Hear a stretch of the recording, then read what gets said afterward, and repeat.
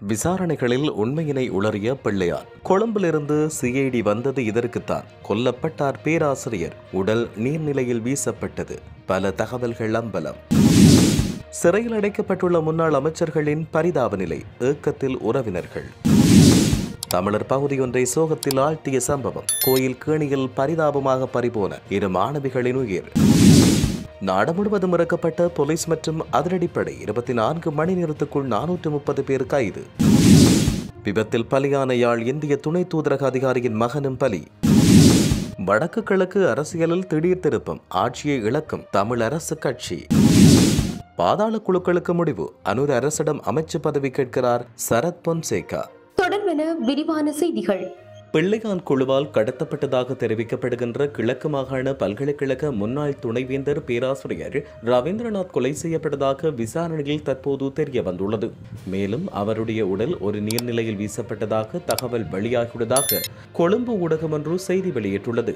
இந்த விவகாரம் தொடர்பில் குற்றப்புலனாய்வுத்துறை மேலும் விசாரணைகளை மேற்கொண்டு வருவதாக மூத்த காவல்துறை அதிகாரி ஒருவர் குறிப்பிட்டார். இந்த குற்றத்தை தவிர வேறு பல குற்றங்கள் கண்டுபிடிக்கப்பட்டு வருவதாகவும் அவர் தெரிவித்தார்.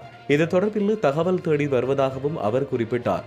இதேவேளை பிள்ளையானின் அலுவலகத்தில் குற்றப்புலனாய்வுத்துறை அதிகாரிகள் கடந்த 30ஆம் தேதி காவல்துறை சிறப்பு படையின் உதவியுடன் முழுமையாக சோதனை நடத்தினர்.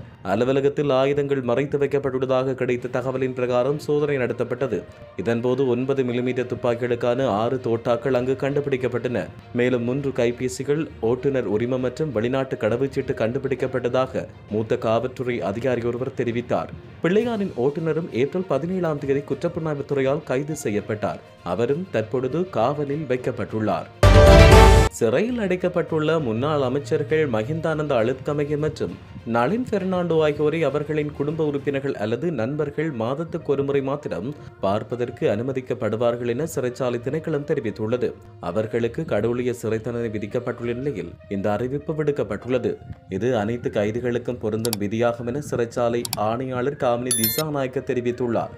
வழக்கமாக ஒரே நேரத்தில் 3 பேருக்கு வாய்ப்பு வழங்கப்படும் என அவர் குறிப்பிட்டார்.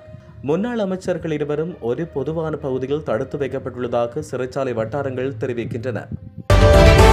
முல்லைத்தீவு குமளமுனை பகுதியில் ஆலயம் ஒன்றில் உள்ள கிணற்றில் விழுந்து பாடசாலை மாணவிகள் 2 உயிரிழந்துள்ளனர். குமளமுனை கொட்டுக்கிணற்று பிள்ளையார் ஆலய கணியில் படம் எடுக்கச் சென்ற 2 மாணவிகள் தவறி விழுந்த நிலையில் ஆபத்தான நிலையில் மீட்கப்பட்டு முல்லைத்தீவு மாவட்ட வைத்தியசாலையில் அனுமதிக்கப்பட்ட பின்னர் சிகிச்சை பலனின்றி உயிரிழந்துள்ளனர். முல்லைத்தீவு குமளமுனை கொட்டுக்கிணறு பிள்ளையார் ஆலய கணியில் படம் எடுப்பதற்காக 2 யுவதிகள் சென்றனர்.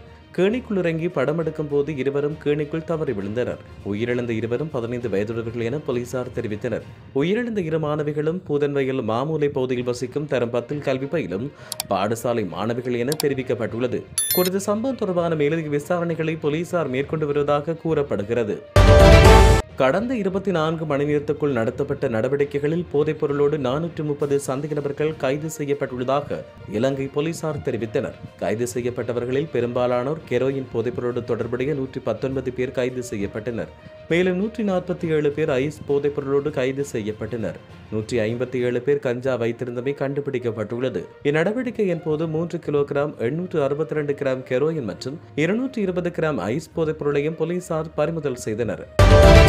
யாழ்ப்பாண இந்திய துணை தூதரகத்தில் கலாச்சார உத்தியோகராக பணிபுரிந்த நிலையில் அண்மையில் ஓமந்தையில் இடம்பெற்ற வாகன விபத்தில் உயிரிழந்த சச்சிதானந்த குருக்களின் மகன் சிகிச்சை பலனின்றி நேற்று உயிரிழந்தார். ஒரே குடும்பத்தில் அடுத்தடுத்து ஏற்பட்ட இந்த விபத்து துயரங்களை அந்த பகுதி மக்கள் ஆழ்ந்த சோகத்தில் உட்படுத்தியுள்ளதாக தெரிவித்துள்ளனர். அண்மையில் வவுனியாவில் இடம்பெற்ற வாகன விபத்தின் போது பிரபாகரன் குருக்கள் உயிரிழந்த நிலையில் அவரின் தாயாரான சீதாலட்சுமியும் அவருடைய மகனும், அதாவது யாழ்ப்பாண பல்கலைக்கழகத்தின் விரிவுரையாளரும் படுகாயமடைந்தனர். தொடர்ச்சியான மருத்துவ சிகிச்சை அளிக்கப்பட்ட போதிலும் சிகிச்சை பலனளிக்காத நிலையில் அக்ஷய் நேற்று உயிரிழந்துள்ளார்.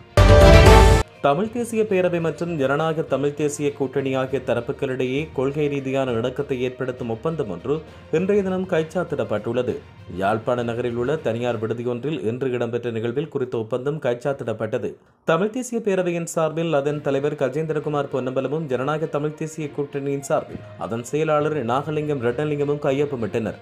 ஒப்பந்தம் கைச்சாத்திடும் நிகழ்வில் தமிழ் தேசிய பேரவையின் சார்பில் கஜேந்திரகுமார் பொன்னம்பலம், செல்வராசா கஜேந்திரன், என் ஸ்ரீகாந்தா, பு ஐங்கரநேசன், எம் கே சிவாஜிலிங்கம், இ சரவணபவன், அருந்தவபாலன், க நாவலன், ஜனநாயக தமிழ் தேசிய கூட்டணியின் சார்பில் தர்மலிங்கம் சித்தார்த்தன், கோவிந்தன் கருணாகரம், சுரேஷ் பிரேமச்சந்திரன், முருகேசு சந்திரகுமார், அவரோடு இணைந்து நாகலிங்கம் ரட்னலிங்கம், ப கஜதீபன், க சர்வேஸ்வரா உள்ளிட்டோர் கலந்து கொண்டனர்.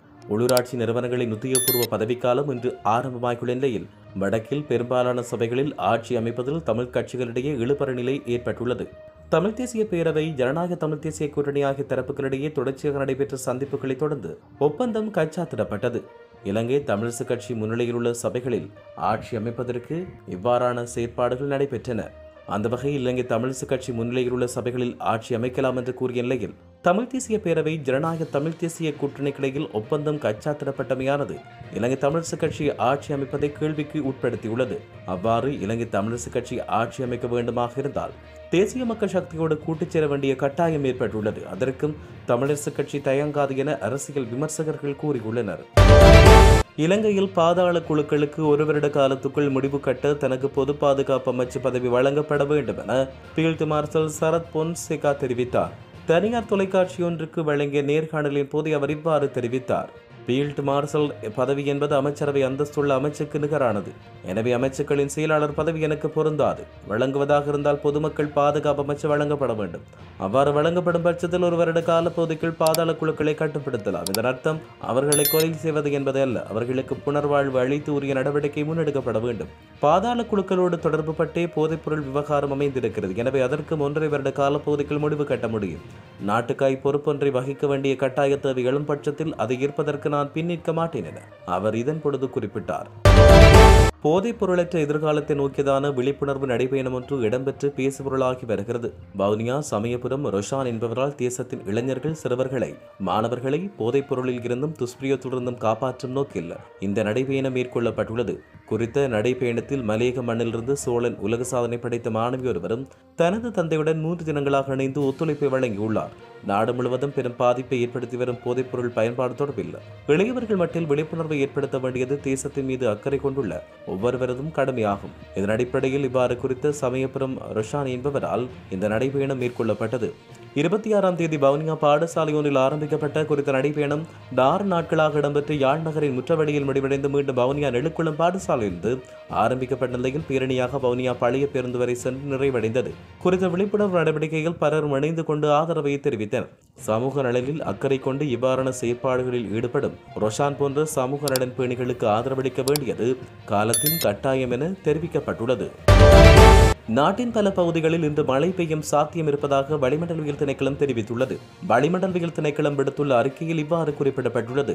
அதன்படி மேல் சப்ரகமுவ, மத்திய மற்றும் வடமேல் மாகாணங்களிலும் காலி மற்றும் மாத்தறை மாவட்டங்களிலும் பல தடவைகள் மழை பெய்யக்கூடும் என வளிமண்டலவியல் திணைக்களம் எதிர்ப்பு கூறியுள்ளது. மேலும் ஊவா மாகாணத்திலும் அம்பாறை மற்றும் மட்டக்களப்பு மாவட்டத்திலும் சில இடங்களில் மாலை அல்லது இரவு வேளையில் மழை அல்லது இடியுடன் கூடிய மழை பெய்யக்கூடும். அத்துடன் மத்திய மலைநாட்டின் மேற்கு சரிவு பகுதிகளிலும் வடக்கு, வடமத்திய மற்றும் வடமேல் மாகாணங்களிலும் ஹம்பாந்தோட்டை மற்றும் திருவண்ணாமலை மாவட்டத்திலும் அவ்வப்போது மணிக்கு 30 முதல் 40 கிலோமீட்டர் வேகத்தில் மிதமான பலத்த காற்று வீசக்கூடும். இடியுடன் கூடிய மழை பெய்யும் வேளைகளில் அந்த பிரதேசங்களில் தற்காலிகமாக பலத்த காற்று வீசக்கூடும் என வளிமண்டலவியல் திணைக்களம் தெரிவித்துள்ளது. மின்னல் தாக்கத்தால் ஏற்படுகின்ற பாதிப்புகளை குறைத்துக் கொள்ள பொதுமக்கள் தேவையான முன்னெச்சரிக்கை நடவடிக்கைகளை எடுத்துக் கொள்ளுமாறும் வளிமண்டலவியல் திணைக்களம் அறிவுறுத்தல் விடுத்துள்ளது.